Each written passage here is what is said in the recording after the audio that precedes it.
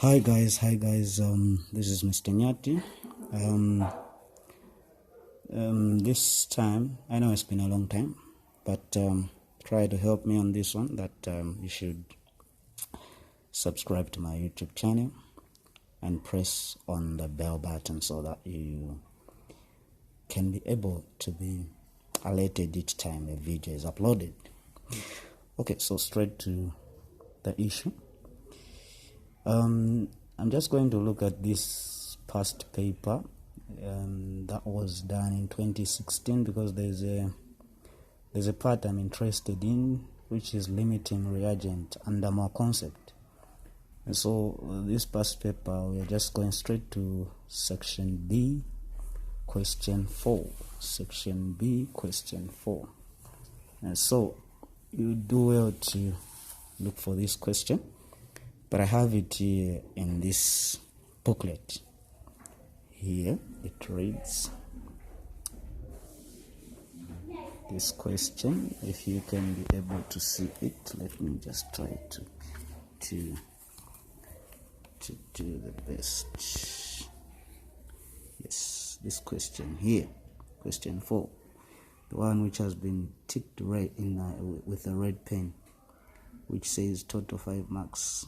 Question 4a says, explain what is meant by limiting reagent. So we're going to look at this question, question 4a, b, and all the numerals which are there.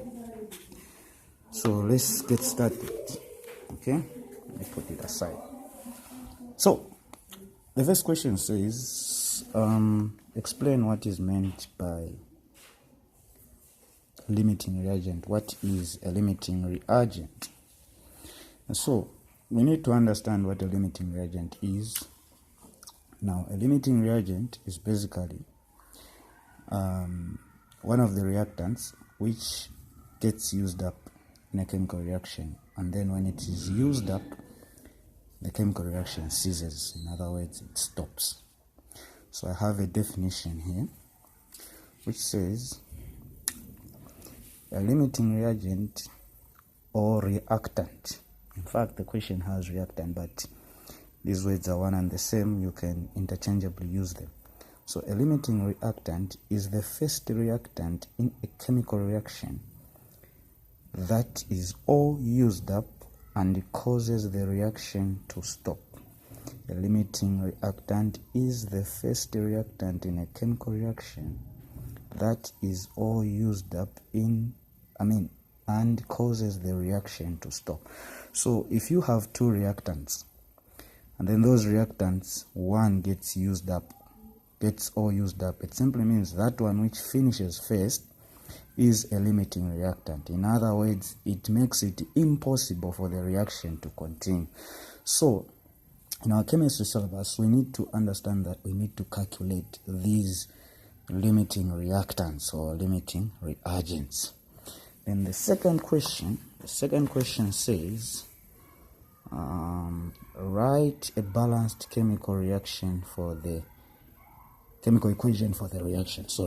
Write a balanced chemical equation for the reaction. So here is the equation, which is magnesium. It's a solid, it's a metal, and remember that metals, you don't include a 2 there as a subscript because metals exist as elements, independent elements. They are not halogens, nor are they group 6 elements which can exist as diatomic molecules. No, this is a metal, so write it like this without its valency, because some people like putting a 2 here. No, it shouldn't be like that. And then, so initially it was magnesium plus hydrochloric acid, forget about the 2 for now, to give us magnesium chloride and hydrogen gas, because this is a reaction between a metal and an acid. And when you go to acids and bases, one of the characteristics or properties of acids, chemical properties, is that acids react with reactive metals to produce a salt and hydrogen gas. So this is the reaction, magnesium plus hydrochloric acid to give us magnesium chloride plus hydrogen gas. This 2 comes in because we are trying to balance. We have 2 here. Remember this 2, how it came about, because Magnesium has a valence of 2, chlorine has a valence of 1. So they will change there. This 2 comes this side, this 1 goes there. So this is what we have. Hydrogen is a diatomic molecule. It exists as H2. So in trying to balance that, we put a 2 here. Okay, so this is the reaction. The next question is saying, determine the limiting reactant. So you have these two reactants, magnesium and hydrochloric acid, reacting. In fact, in this question, you've been given their masses. You have magnesium having 2.4 grams and hydrochloric acid, it has the moles, but if you convert that to moles, you get the mass. Okay, so it's even good that we've been given in moles, otherwise it's usually given in grams. So now, what do you do? So in limiting reactants, you are always going to be given the masses or the moles of the two reactants. You'll be given those, and then you'll be asked to calculate which one finished first, which one is a limiting reactant, which one is a limiting reagent. So now, in calculating limiting reagents, first of all, we need to convert the masses of reactants to moles. That's the first step. Convert the masses of reactants to moles. So there we've been given 2.4 grams of magnesium. So we need to convert that to the moles. Okay. So in the steps, we have this here. I've done a calculation already. So we have number of moles of magnesium. Number of moles is equal to mass over molecular mass, or it could be molar mass. In fact, molar mass is the best, okay, which is gram per mole. It is usually given in those units, the molar mass, but I like molecular mass. So the mass of magnesium that you've been given is 2.4 grams, and then the relative molecular mass, the mass number of magnesium is 24. When you do the calculation computation there, you are going to 0.1 moles. So we have already calculated the moles for magnesium, but the moles for hydrochloric acid, we've already been given in the question that the number of moles is 0.30. In fact, this number here, it can be written as 0.10 moles for consistency sake. Okay, 0.10 moles, because there we have a 0.30, so you will need also to include 0.10 the moles there. So now, after converting that, what is the next step? We are going to divide the number of moles by respective coefficient moles. What does that mean? So you go back to the equation. When you look at the equation, you realize that in front of magnesium there is a 1, there is a 2. So these are the ones we are calling coefficient moles, and they are going to play an important role in determining the limiting reagent. So you come here, you divide the number of moles that you've calculated, that is the number of moles of magnesium divided by 1, the number of moles of hydrochloric acid divided by 2, because there's a 2 there in front of hydrochloric acid on the equation. So when you do that, you are going to have this, okay? This is what you are going to have as your solution.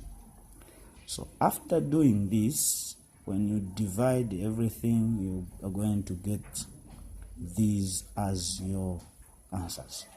The third step, which is the last one, the lower number or figure represents the limiting reagent. So when you check the 2 there, you have 0.1 for magnesium, 0.15 for hydrochloric acid. So the lower one is representing the limiting reagent, and in this case, magnesium is the limiting reagent. Okay, like so. This is what you have there as your limiting reagent.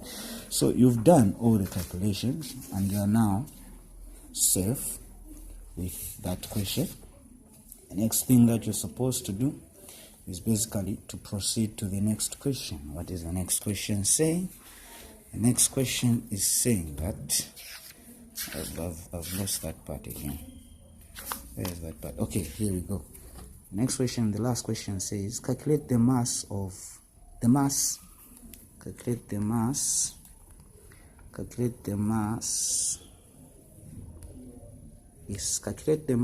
in excess for the substance which is in excess.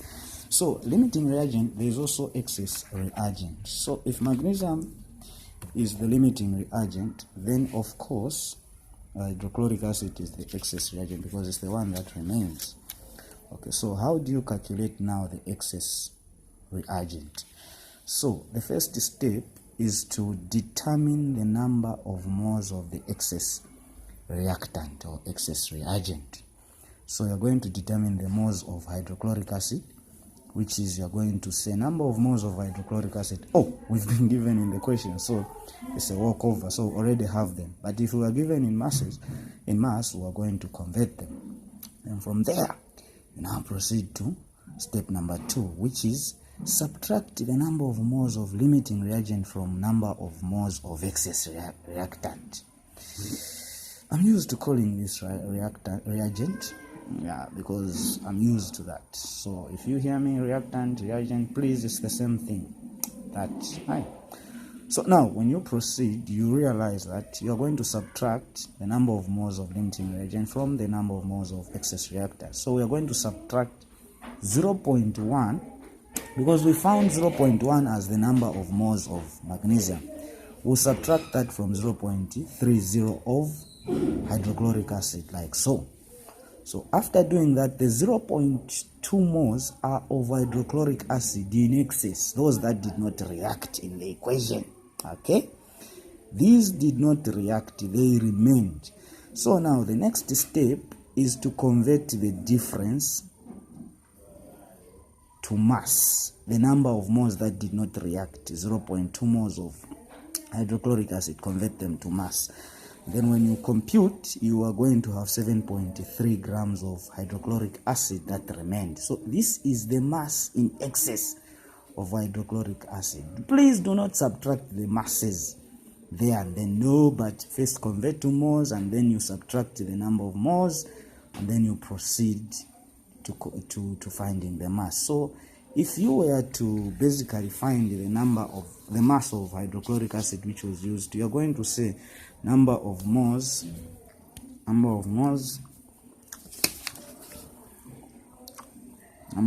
is equal to if you were to find the mass, you are going to say mass is equal to number of moles times relative molecular mass. What is the number of moles of hydrochloric acid? You have 0.3 times, what is the relative molecular mass? It's 36.5. When you calculate that, I'm sure you're going to get something like 10 point something. Okay, and then that number is the grams, the mass of hydrochloric acid. If it's not 10.95, somewhere there, please correct me if I'm wrong. On this one, I'm just using my head, And then this mass is the whole mass. So meaning that if you subtract your 7 point, what did we find? 7.3 from this, you are going to have 5, you are going to have 6, you are going to have 3. So meaning that this mass is the one that reacted. It's the one that was used. That's what it means. Okay, so I hope this video is going to make sense, guys. The next question I'll look at, I'll tell you, you'll be told which one we're going to look at and solve. Please like my YouTube channel, subscribe to it. Thank you so much. This has been Mr. Nyati. Bye-bye.